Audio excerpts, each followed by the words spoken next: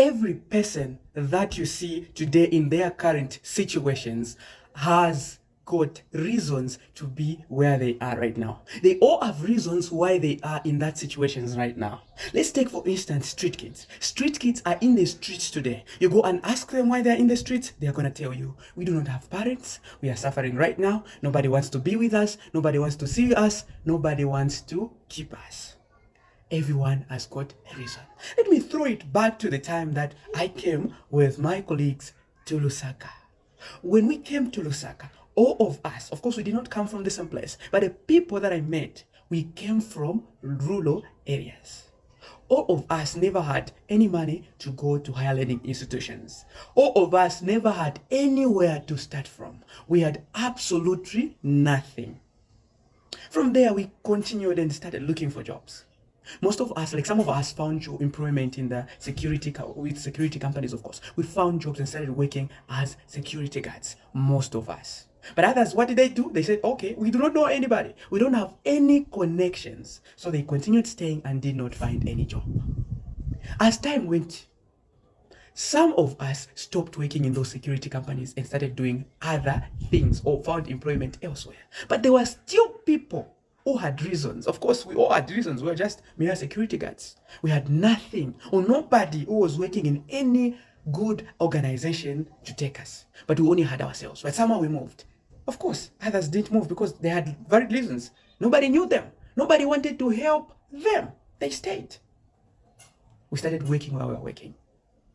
On our group, we all had reasons. We never had any time because we only had one off day, which was a Sunday. The rest we were working up to evenings, including night shift, meaning no time to rest, no time to look for a job somewhere else, no time to study further. But from our group, some started studying, some started advancing, some got driving licenses so that they can find themselves on the other side. People moved. We moved. I was one of those who got licenses. I found a job somewhere else. But even then, people still stayed because they had what? They had reasons. Fast forward to today. Right now, as I speak, there are those people who stayed and never found job because they didn't know anyone are still the way they were because they still have reasons today. And those who remained in security companies, they are still there because they do what? They have reasons. Those who remained at the second working place after the security, who complained that they did not have enough time to do other things, they're still there. And as we speak right now, some of my friends are at the University of Zambia and they're doing their last years, pursuing different types of field of courses. Right now, as I speak, others are working for non-government organizations. Others have joined the government and the Ministry of Health, working as different health personnel. But we started together. We all had reasons to be who we were. There are some of us today.